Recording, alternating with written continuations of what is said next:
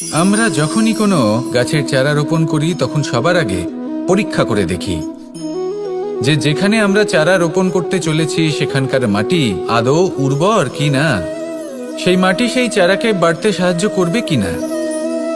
যখন একটা চারা রোপণের আগে আমরা এত কিছু ভাবতে পারি, তাহলে কাউকে বিশ্বাস করার আগে আমরা কেন ভাবি না? জীবনে কখনো এই বিশ্বাসরূপী চারা কোথাও রোপণ করার আগে বোঝার চেষ্টা করুন যে যার ওপর আপনি বিশ্বাস করতে চলেছেন সে কি আদৌ আপনার বিশ্বাসের যোগ্য কি না। ভেবে দেখুন সেই ব্যক্তি ভবিষ্যতে গিয়ে আপনার বিশ্বাস ভাঙতে পারে কি না। এটাও ভেবে দেখুন যে যাকে আপনি বিশ্বাস করতে চলেছেন তাকে আপনি বিশ্বাস করলে নিজের জীবনের উদ্দেশ্যে আপনি অগ্রসর হতে পারবেন কি না। আর তার জন্য প্রয়োজন সঠিক সিদ্ধান্ত, পরখ করা, কোনটা উচিত কোনটা অনুচিত সেটা বোঝা। আর তাতে কিন্তু আপনি সন্দেহবাতিক হবেন না, তাতে আপনি আরো নিপুণ হয়ে উঠবেন। তাই যদি আপনি নিপুণ হয়ে উঠতে চান তাহলে বোঝার চেষ্টা করুন, পরখ করে দেখুন, কোনটা উচিত কোনটা অনুচিত বুঝুন। আর বিশ্বাস তখনই করুন যখন আপনি 100% নিশ্চিত হবেন যে সে বিশ্বাসের যোগ্য। আসুন আমার সাথে ভালোবেসে বলুন, রাধা রাধা। রাধা কখনো কখনো আমার জন্য বড়ই সুগন্ধি আতর নিয়ে আসে, পারিজাত ফুলের মালা নিয়ে আসে আমার প্রসাধন করবে বলে, এবং আমার সব থেকে বেশি প্রিয় মাখন নিজে হাতে বানিয়ে আনে আমাকে নিজে হাতে খাইয়ে দেবে বলে, সবকিছু আমাকে প্রসন্ন করবে বলে। কিন্তু আপনি কখনো ভেবেছেন যে এই আতর কিভাবে বানানো হয়? সহস্র ফুলের পাপড়ি একসাথে পিষে নিতে হয়, তারপরে তার থেকে যে রস নিঃসৃত হয় সেই রস দ্বারাই আতর তৈরি হয়। অনেক সংখ্যক ফুলকে অসীম যন্ত্রণা ভোগ করতে হয়, তবে তারা আমার প্রসাধন সামগ্রী হয়ে উঠতে পারে। দুধ থেকে মাখন তৈরি করার জন্য কতটা পরিমাণ মন্থন সহ্য করতে হয় সেটা আপনি জানেন। ঠিক সেই রকমই হলো আমাদের জীবনও। বিপদও আসে, কঠিন পরিস্থিতিও আসে, এর সম্মুখীন হতে শিখুন। মনে রাখবেন আপনি হলেন সেই দুধ যাকে মন্থন সহ্য করতে হবে মাখন হয়ে ওঠার জন্য। মনে রাখবেন আপনি হলেন সেই ফুলের মতন যাদের পিষ্ট হতে হবে সুগন্ধি আতর হয়ে ওঠার জন্য, যাকেই সংসার পছন্দ করে। কখনো কখনো জীবনে আপনার সাথে খারাপ শুধুমাত্র এই কারণে ঘটে যাতে আপনার শ্রেষ্ঠ রূপ এই সংসারের সামনে আসতে পারে। শুধুমাত্র কঠিন পরিস্থিতি এবং বিপদকে একটা সুযোগ হিসেবে দেখার চেষ্টা করুন।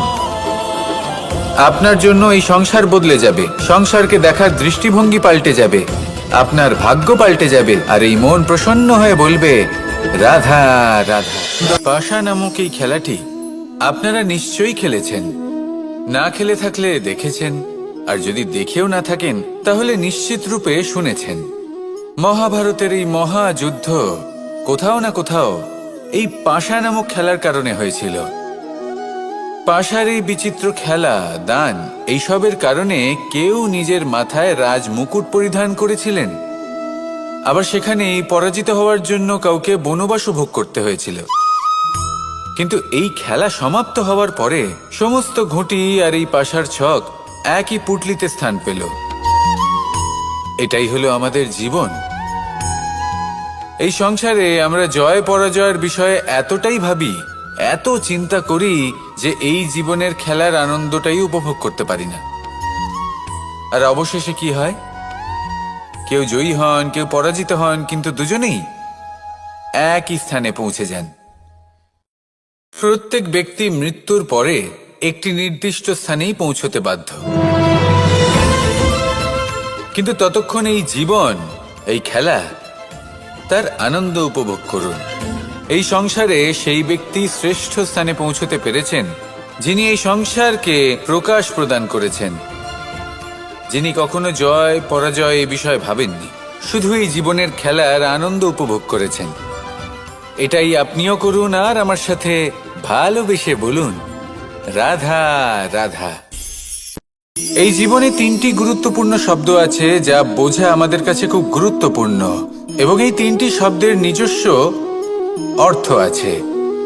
প্রথম হলো সঙ্গবদ্ধতা, অর্থাৎ একসাথে মিলে কাজ করতে হবে, একসাথে মিলে পরিশ্রম করতে হবে, সামনে এগোতে হবে। এরকম করতে পারলে আপনার শক্তি বৃদ্ধি পাবে, আপনার ক্ষমতা বৃদ্ধি পাবে, আপনি এগোতে পারবেন এবং অনেক দূরে যেতে পারবেন। দ্বিতীয় হলো আত্মবিশ্বাস। হেরে যাওয়া বস্তুও আবার জিতে নিতে পারবেন। যদি আপনার নিজের আত্মবিশ্বাস থাকে তাহলে আপনি কখনো পরাজিত হবেন না। এবং তৃতীয় হলো অহংকার। জয়লাভ করার পরেও কিন্তু এটা আপনাকে পরাজিত করতে পারে। সেই জন্য জীবনে সঙ্গবদ্ধ হন, আত্মবিশ্বাস রাখুন, কিন্তু কখনোই অহংকার করবেন না। এই অহংকার আপনার থেকে সব কিছু কেড়ে নিতে পারে। এই অহংকারের জন্যই মথুরাপতি কংস নিজের পতনের দিকে অগ্রসর হয়েছিলেন। এই অহংকারকে ত্যাগ করুন আর আমার সাথে ভালোবেসে বলুন, রাধা রাধা। এই সংসারে সব থেকে বেশি কঠিন কাজ কোনটা? কেউ বলবেন যুদ্ধ করা, কেউ বলবেন ধন অর্জন করা, আবার কেউ বলবেন জ্ঞান অর্জন করা সব থেকে বেশি কঠিন। এবার প্রত্যেক ব্যক্তির নিজস্ব অভিজ্ঞতা আছে আর সেই অনুসারে তার নিজস্ব একটা উত্তর আছে। সাধারণভাবে দেখতে গেলে এই সংসারে সব থেকে কঠিন হলো তপস্যা করা, অর্থাৎ সব কিছু ত্যাগ করে তপস্যায় নিজেকে বিলীন করে দেওয়া। এবার এর থেকে বেশি কঠিন এই সংসারে আর কি বা হতে পারে? এই সংসারে, এই সমাজে, নিজের পরিবারের মধ্যে থেকেও ধৈর্য ধরে সামনে অগ্রসর হওয়া, এটা হলো সব থেকে কঠিন কাজ। কারণ যখন আপনি তপস্যা করেন তখন সেখানে আপনার ধৈর্য ভাঙার মতো কেউ থাকেন না, না কোনো বন্ধু, না কোনো আত্মীয়, না কোনো শত্রু, কেউ না।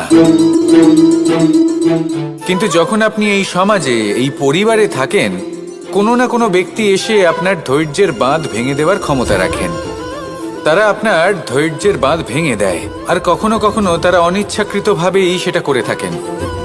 কারণ তাদের মানসিকতা আপনার থেকে আলাদা, তাদের কর্ম আপনার থেকে আলাদা, তাদের দৃষ্টিভঙ্গি আপনার থেকে আলাদা, জীবন যাপন আপনার থেকে আলাদা। সেক্ষেত্রে আপনি ধৈর্যচ্যুত হন, প্রসন্নতা আপনার থেকে ছিনিয়ে নেওয়া হয়। সেই জন্য এই সংসারে, এই পরিবারের থেকেও ধৈর্য ধরে সামনে অগ্রসর হওয়া কোনো পর্বতের শিখরে গিয়ে তপস্যা করার থেকেও অনেক বেশি কঠিন। আর যে ব্যক্তি এই সমাজেই, এই পরিবারে, সেই সকল মানুষের মধ্যে থেকে গিয়েও ধৈর্য ধরে অগ্রসর হতে থাকেন, যারা এই কাজটা শিখে নিতে পারেন, তারাই কিন্তু জীবনে আনন্দ লাভ করতে পারেন। এই ধৈর্যই শেষে আপনার জীবনে প্রসন্নতা বহন করে আনবে। তাই ধৈর্য ধরে জীবনের পথে অগ্রসর হন আর আমার সাথে ভালোবেসে বলুন, রাধা রাধা। প্রত্যেক মানুষ নিজের জীবনে দুঃখ অনুভব করেন। প্রত্যেকের দুঃখ আলাদা হতে পারে। কারোর মনে এই দুঃখ থাকে যে সে তার বাবা মায়ের সব ইচ্ছে পূরণ করতে পারেননি। কেউ এটা ভেবে দুঃখ পান যে সে চিরকাল সদাচার করেছেন, সৎকর্ম করেছেন, কিন্তু তাও তাকে দুরাচারী বলে মনে করা হয়। কেউ এটা ভেবেও দুঃখ পান যে তার সামনে যে ব্যক্তি রয়েছেন তার চোখে তিনি শত্রু হয়ে উঠেছেন বা দুষ্ট হয়ে উঠেছেন, যেখানে তিনি হয়তো কোনো অনুচিত কাজই করেননি। এবার এই সমস্ত বিষয় নিয়ে ভেবে নিজের ব্যক্তিত্ব নিয়ে সন্দেহ প্রকাশ করবেন না। যদি নিজের ব্যক্তিত্ব নিয়ে কোনো সন্দেহ থেকে থাকে তাহলে কর্ম সংক্রান্ত প্রশ্ন করুন যে আপনি যা করেছেন তাতে কি উচিত ছিল, কি অনুচিত ছিল। যেটা প্রয়োজন সেটা এটা বোঝার যে আপনার অন্তর্মন, আপনার বিবেক আপনাকে কি বলছে, আর আপনার অন্তর্মন আর আপনার বিবেক আপনাকে যেটা করতে বলবে শুধু সেটাই করুন। আর তারপরে এই সংসার কি বলবে, কি ভাববে সেসব নিয়ে ভাবতে যাবেন না। কারণ এই সংসার তো ঈশ্বরকেও প্রশ্ন করে থাকে, ঈশ্বরকেও দোষী মনে করে। কখনো কখনো যখন কোনো ঘটনা মানুষের ইচ্ছা অনুযায়ী ঘটে না, তখন মানুষ এটা বলে যে হে ঈশ্বর, আপনি আমার পাশে থাকলেন না, আপনি বড়ই কঠোর, এটা আপনার দোষ। যেখানে বেশিরভাগ সময় হয়তো সে নিজেই নিজের কর্মফল ভোগ করছে। আর কখনো কখনো ঈশ্বর হয়তো তার জন্য আরো ভালো কোনো পরিকল্পনা করে রেখেছেন, কিন্তু মানুষ সেটা বুঝতে পারে না। তাই দিনের শেষে যেটা প্রয়োজন সেটা হলো নিজের মনের কথা বুঝতে হবে। আপনার বিবেক কি বলছে শুধু সেটাই করুন আর সামনে এগোতে থাকুন। আমার সাথে ভালোবেসে বলুন, রাধা রাধা। পরিবর্তন, এটা হলো সৃষ্টির অমূল্য নিয়ম।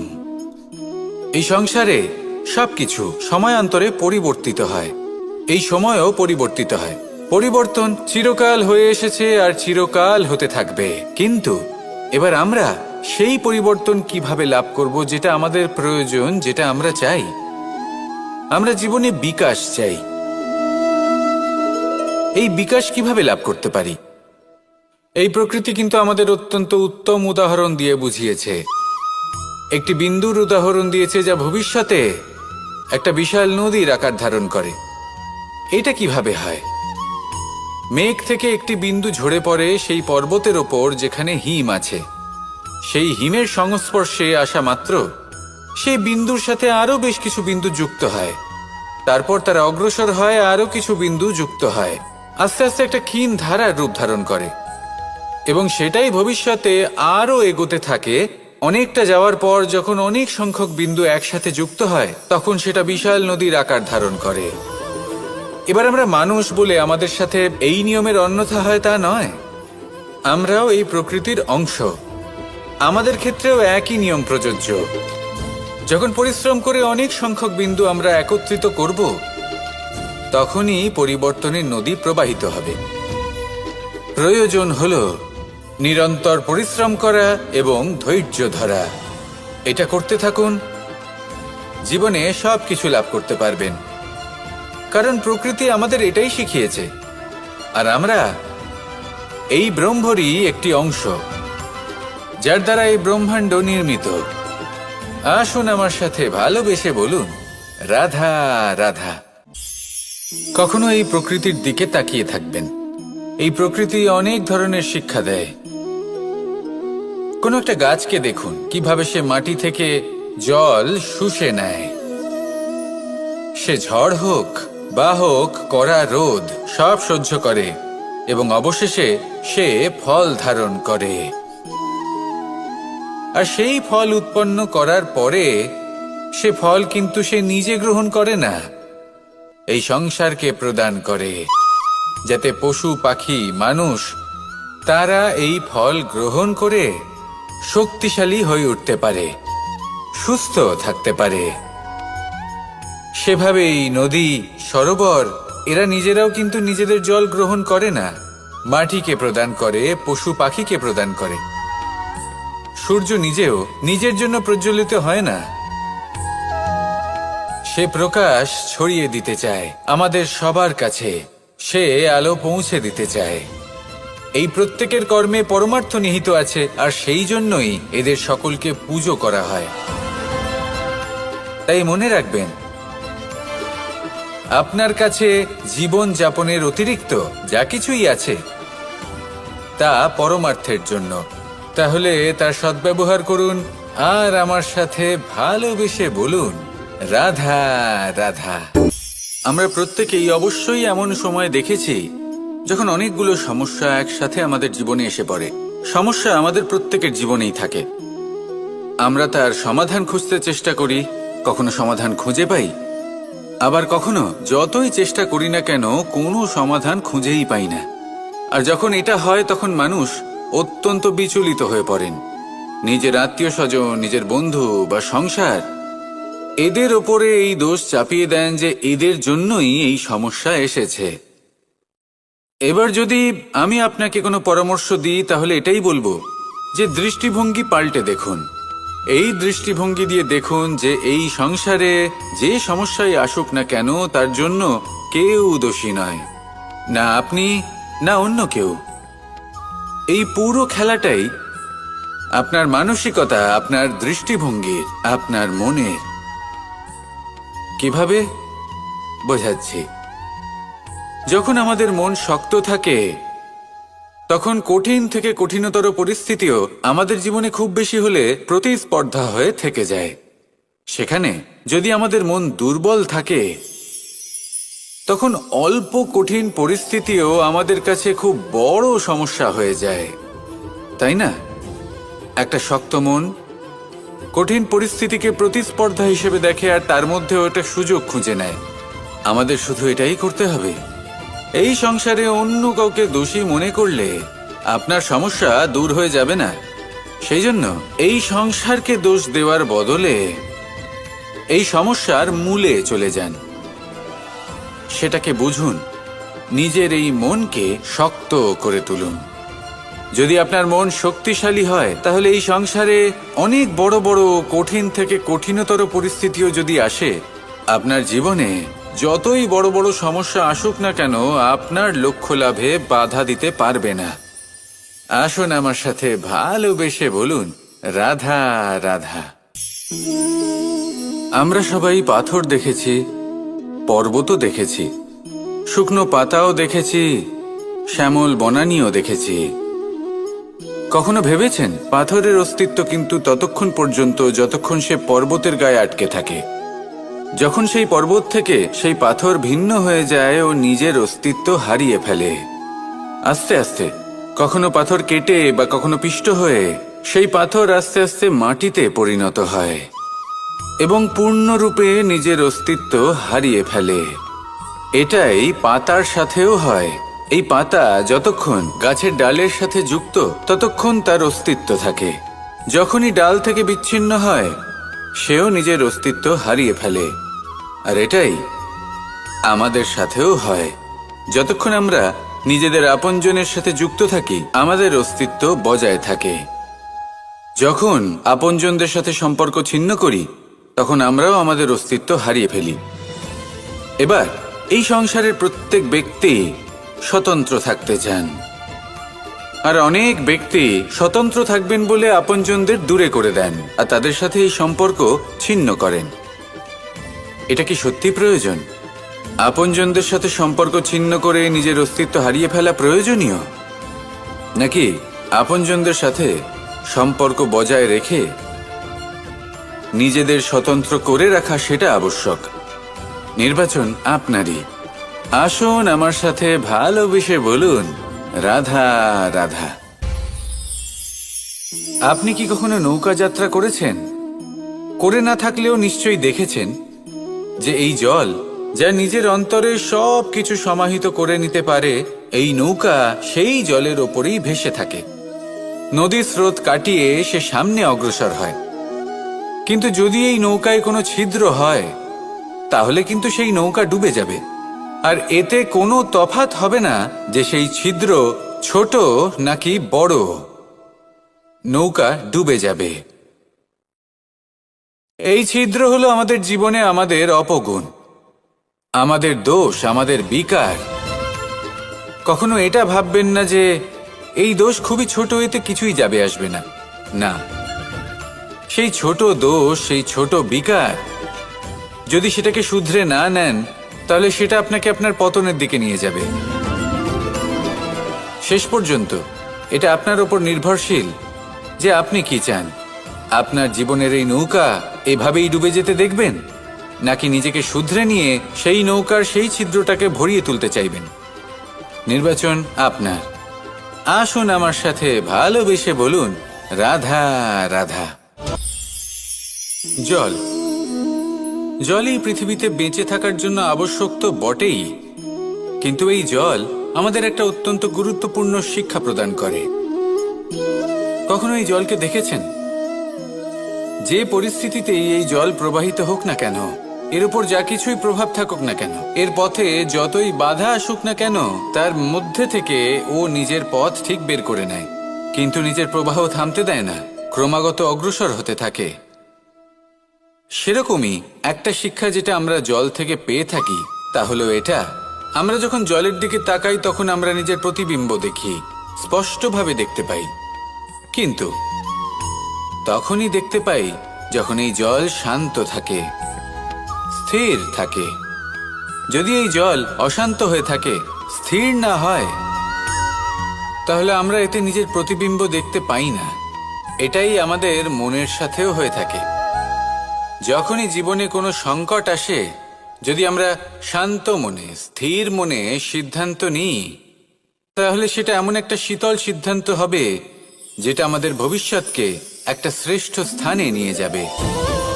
যদি এই মন অশান্ত হয়, বিচলিত হয়, পীড়িত হয়, দুঃখিত হয়ে থাকে, রুষ্ট হয়ে থাকে, তাহলে অনেক সময় আমরা এমন সিদ্ধান্ত নিই যেটা আমাদের জন্য অনুচিত প্রমাণিত হয়। যখন আপনি ক্রুদ্ধ ছিলেন বা দুঃখের বশে ছিলেন, তখন অনেক সময় হয়তো এমন সিদ্ধান্ত নিয়েছেন যেটার জন্য ভবিষ্যতে আপনি অনুশোচনা করেছেন। এবার দেখুন, এই আবেগগুলো থেকে আমরা পালাতে পারবো না, কিন্তু এই আবেগগুলো আপনার উপর কতটা প্রভাব ফেলবে সেটা আমরা অবশ্যই ঠিক করতে পারি। এই মনকে আমরা নিয়ন্ত্রণ করতে পারি। এটাই করুন, চিন্তা করুন, এই মনকে শান্ত রাখুন, স্থির হতে চেষ্টা করুন, আর তারপরে সিদ্ধান্ত নিন। আসুন আমার সাথে ভালোবেসে বলুন, রাধা রাধা। এই সংসারে ভৌতিক বস্তুরও নিয়তি আছে। যারাই এই সংসারে আসে বা উৎপন্ন হয়, তারা কিছুমাত্র সময় পর্যন্তই এখানে থাকতে পারে, আর তারপরে সেও লুপ্ত হয়ে যায়, অর্থাৎ সে নিজেও এই পঞ্চমহাভূতে সমাহিত হয়ে যায়। আমাদের সাথেও ঠিক এটাই হয়। সেই জন্যই ঈশ্বর দ্বারা প্রদত্ত এই উপহারের বিষয়ে ভাবুন, এই জীবনের বিষয়ে ভাবুন। ঠিক যেমন বিশ্বাস ভঙ্গ হলে কোনো ব্যক্তি আমাদের কাছে অপরিচিত হয়ে যান, ঠিক সেরকমই শেষ নিঃশ্বাস ত্যাগের পর এই শরীরও আমাদের কাছে পরই হয়ে যায়। তাই এই শরীর থাকাকালীন শ্রেষ্ঠভাবে একে সদ্ব্যবহার করুন, এই জীবনে শ্রেষ্ঠ কর্ম করুন। আর এই জীবনকে শ্রেষ্ঠভাবে যাপন করার জন্য কিছু কথা বোঝা প্রয়োজনীয়। যদি আপনি কারোর প্রশংসা করেন, তাহলে পূর্ণ হৃদয় দিয়ে করুন। যদি আপনি হস্তক্ষেপ করে থাকেন, তাহলে মস্তিষ্ক দ্বারা করুন। যদি আপনি সমীক্ষা করেন, তাহলে বিবেক দ্বারা করুন। যদি আপনি ধন অর্জন করতে চান, তাহলে নীতি অনুসারে চলুন। যদি জীবনযাপন করতে চান, তাহলে রীতি মেনে করুন। আর যদি ঈশ্বরের ভজন করতে চান, তাহলে ভক্তিভাব নিয়ে করুন। শুধু এই কথা মনে রাখবেন যে আপনার এই জীবন কিন্তু অনিশ্চিত কাল পর্যন্তই আছে। কতক্ষণ আছে সেটা কেউ জানে না। তাই কিছু মুহূর্ত যেটা যাপন করতে আমরা এখানে এসেছি, সেখানে ক্রোধ, অহংকার, ঈর্ষা, এইসব আবেগের কি গুরুত্ব বলুন তো? এগুলো ত্যাগ করুন। মানুষকে ক্ষমা করতে শিখুন, আস্তে আস্তে বিশ্বাস করতে শিখুন। এই সংসারে নিঃস্বার্থভাবে প্রেম করতে শিখুন, আর সবার মধ্যে আনন্দ বিতরণ করুন। তাই এই সব গুণ যদি আপনি আত্মসাৎ করতে পারেন, তাহলে আপনার জীবনে শুধু আনন্দ এবং আনন্দই বিরাজমান হবে। আসুন আমার সাথে ভালোবেসে বলুন, রাধা রাধা। এবার কখনো কখনো জীবনে আমাদের মনে হয় যে চতুর্দিকে শুধুমাত্র অন্ধকারই হয়ে আছে। প্রত্যেকেরই তা কখনো মনে হয়। আর তখনই আমাদের নিরাশ হলে চলবে না, আমাদের দুঃখী হলে চলবে না। সেই সময় আমাদের খুঁজতে হবে নিজেদের আশেপাশে, চতুর্দিকে, আর কোথাও না কোথাও আমরা প্রকাশ অবশ্যই দেখতে পাব, আশার একটা কিরণ অবশ্যই দেখতে পাব। কেউ এমন একটা কর্ম করেন যেটা দেখে আমরা প্রেরিত হয়ে যাই।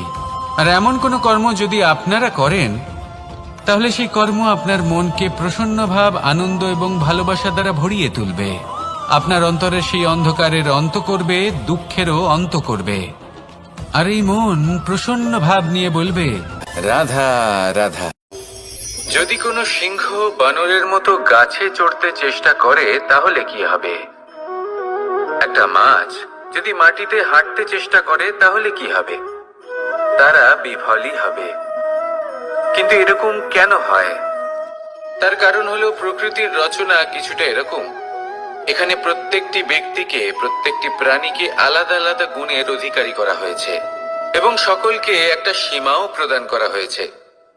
এবার এই যে বৃক্ষ, পশু, পাখি, এদের মধ্যে সেই ক্ষমতাই নেই যে এরা নিজেদের যাচাই করতে পারবে, নিজেদের সীমাগুলো বুঝতে পারবে। নিজেদের সদ্গুণগুলো চিনতে পারবে, এরা সেটা করতে পারবে না। কিন্তু মানুষ তো আলাদা। মানুষের কাছে সেই বিশেষ শক্তি আছে যে তারা পূর্ণরূপে নিজেদের যাচাই করতে পারবে, নিজেকে পূর্ণরূপে বুঝতে পারবে, নিজের দোষ, নিজের অপগুণ, নিজের সদ্গুণ, নিজেদের সীমাগুলো তারা বুঝতে পারবে। আর এটা অত্যন্ত গুরুত্বপূর্ণ। কথায় আছে যে যদি সাফল্য লাভ করতে হয় তাহলে নিজেকে যাচাই করে নিতে হবে। তাই নিজেকে যাচাই করুন, নিজের সাথে পরিচিত হয়ে যান এবং জীবনে কর্ম করতে থাকুন। সাফল্যের শিখরে অবশ্যই পৌঁছে যাবেন। আর ওখানে যদি যান তাহলে এই মন প্রসন্ন হয়ে অবশ্যই বলবে, রাধা রাধা। বনের মধ্যে যদি আপনি কোনো বিষাক্ত সাপ দেখেন তাহলে কি করবেন? আপনি তখনই তার থেকে দূরে পালাতে চেষ্টা করবেন। আর এটা কেন করবেন? নিজের রক্ষার্থে। এই কথা আমি নয় মেনে নিলাম, কিন্তু নিজের জীবনে এটা করেন না কেন? আপনি যেখানেই যান, যে স্থানেই যান না কেন, প্রত্যেক সময়, প্রত্যেক মুহূর্তে এমন বিষাক্ত সাপ আপনি অবশ্যই খুঁজে পাবেন। আর সেই সাপ নয় যাদের আপনি বনে খুঁজে পাবেন, এরা হলো সেই সাপ যা আপনাকে পাপ করতে বাধ্য করবে। আপনার অন্তরের বাসনা, ক্রোধ, অহংকার, লোভ, ঈর্ষা এদের বৃদ্ধি ঘটাবে। দেখুন, বনের এই সাপ আপনাকে একবার ছেড়ে দিতেও পারে, ছোবল নাও মারতে পারে, কিন্তু এই যে পাপরূপী সাপ আছে তা অবশ্যই ছোবল মারবে। কর্ম যদি করেন তাহলে অবশ্যই ফল পাবেন। সেই জন্য যখনই কোথাও যাবেন, যদি এমন কাউকে দেখেন, যদি এমন কিছু দেখেন যে আপনাকে পাপ করতে বাধ্য করছে, তাহলে সেই মুহূর্তে সেখান থেকে পালিয়ে যান। যেমন বনের সাপ দেখে আপনি পালাতে থাকেন। সৎকর্মের রক্ষা অত্যন্ত আবশ্যক। আসুন আর আমার সাথে ভালোবেসে বলুন, রাধা রাধা। মনুষ্য জীবনের সব থেকে বেশি গুরুত্বপূর্ণ বিষয় হল মনের একাগ্রতা। এই সংসারের যে কটি মহান কার্য সম্পাদন হয়েছে তা হলো মনের এই একাগ্রতার একমাত্র ফল। আপনি অবশ্যই দেখে থাকবেন, অনেক ছোট বড় নদী যা বয়ে চলে তাদের সামনে একটা বাঁধ নির্মাণ করা হয় সেই সব নদীর জল সঞ্চয় করতে। বাঁধ হয়ে গেলে প্রয়োজন মতো বা মনের ইচ্ছে মতো তাকে ব্যবহার করা সম্ভব। এবার এটাই আমাদের মনের সাথেও সম্ভব। আমাদের মনের একাগ্রতা আজকের দিনে দাঁড়িয়ে বিভিন্ন ধরনের বিকার, ক্রীড়া এবং ভোগের মধ্যে ভাগ হয়ে গেছে। একে একত্রিত করতে হবে, একটা বাঁধ নির্মাণ করতে হবে। শুধু এটাই করতে হবে, যেটা উচিত কর্ম সেটাই করুন, যেটা অনুচিত কর্ম সেটা করা থেকে নিজেকে বিরত রাখুন। এটাই করতে হবে, যেটা উচিত কর্ম সেটাই করুন, যেটা অনুচিত কর্ম সেটা করা থেকে নিজেকে বিরত রাখুন। ব্যাস, এই কাজটাই আপনি করতে থাকুন, করতে থাকুন। মনের মধ্যে একাগ্রতার বাঁধ নির্মাণ করুন। আর একবার যদি তা নির্মাণ হয়ে যায় তাহলে যখন চাইবেন, যেখানে চাইবেন, যতটা চাইবেন একাগ্রতা প্রয়োগ করতে পারবেন।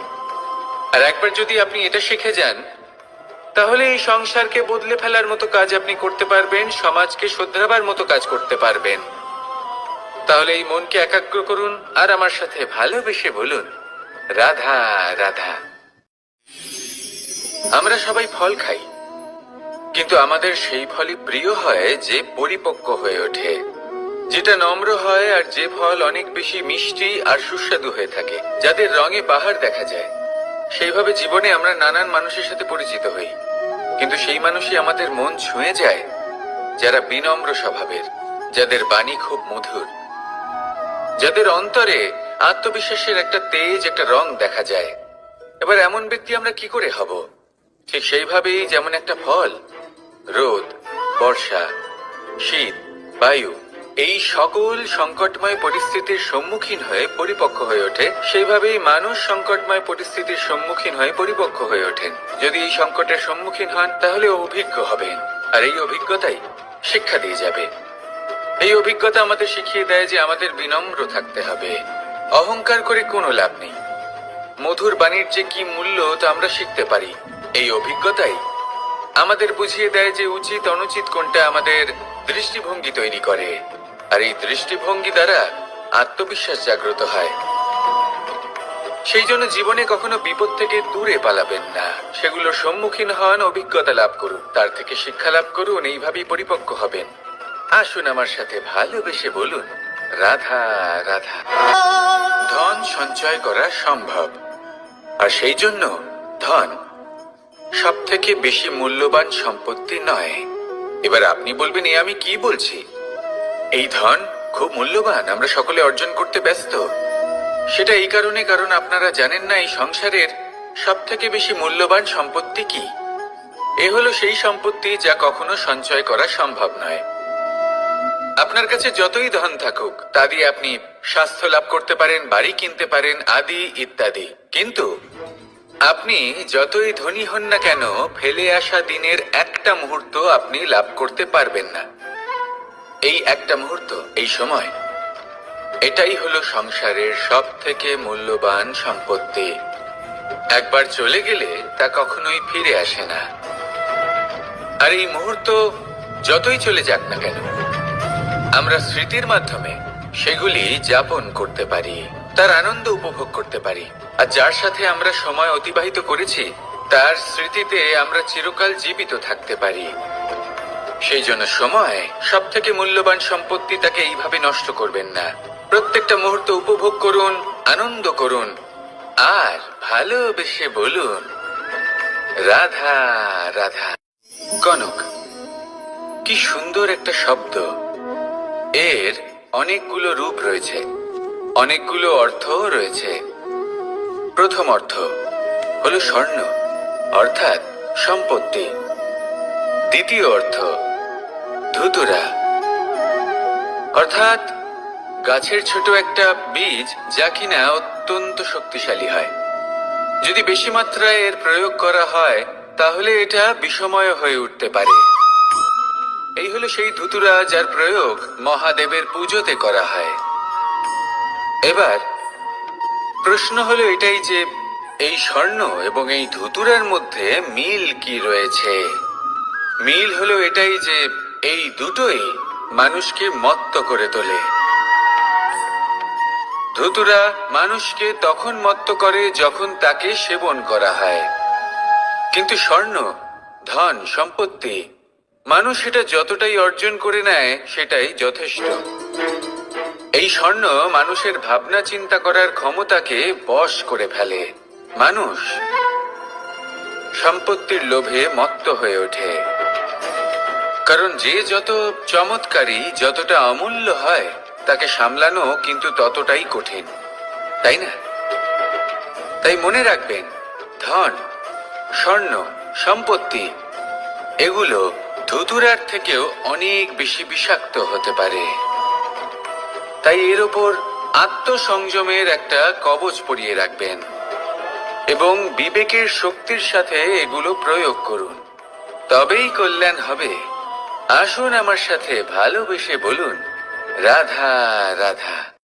রোগ যদি এসে থাকে তাহলে তার ওষুধও অবশ্যই আসে।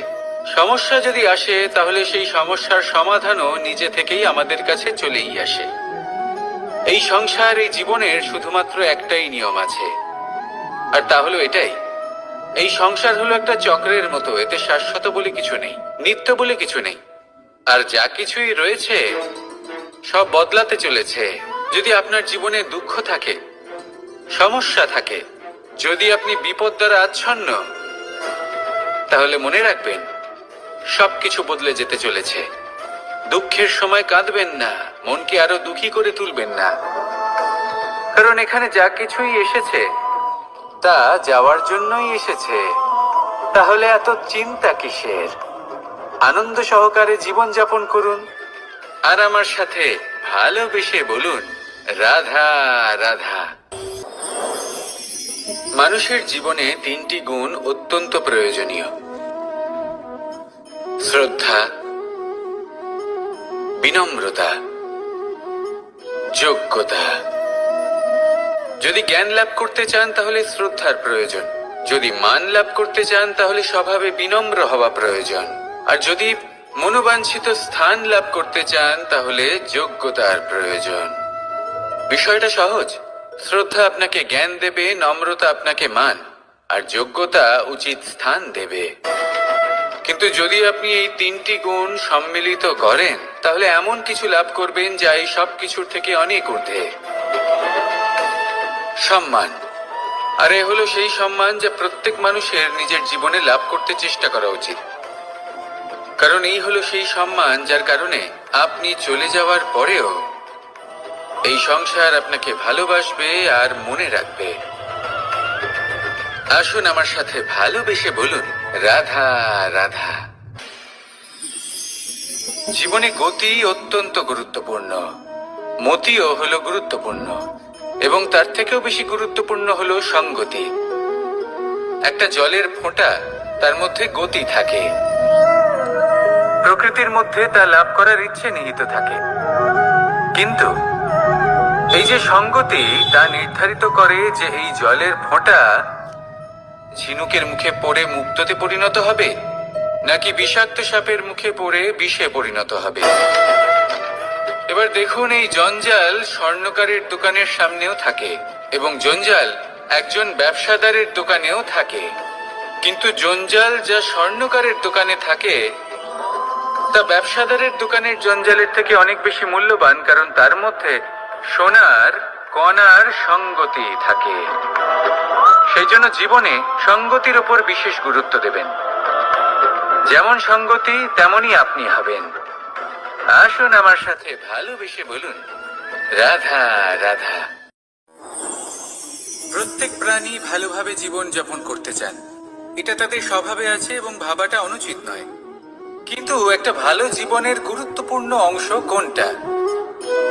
বসবাসের স্থান, সেই স্থান যেখানে আমরা জীবন অতিবাহিত করি। এবার মানুষ ভাবতে পারেন যে একটা ভালো বাসস্থানের অর্থ কি? সেই স্থান যেখানে সহজে জল পাওয়া যায়, যেখানে শুদ্ধ বায়ু পাওয়া যায়, যেখানে আনাজ উৎপন্ন হয়।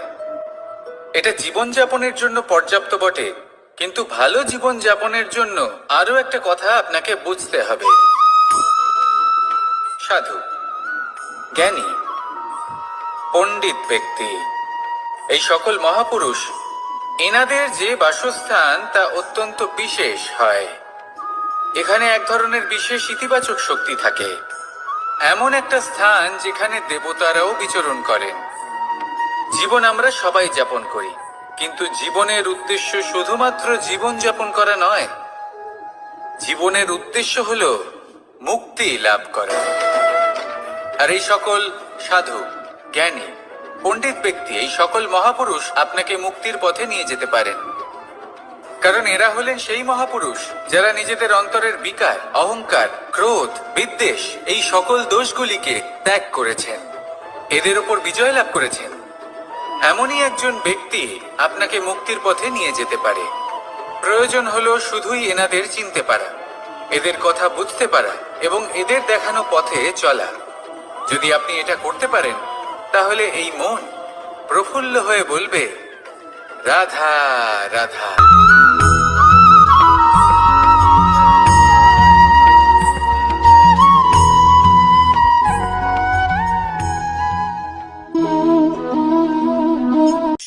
এই শুকনো পাতাটিকে দেখুন, নিষ্প্রাণ হয়ে পড়েছে।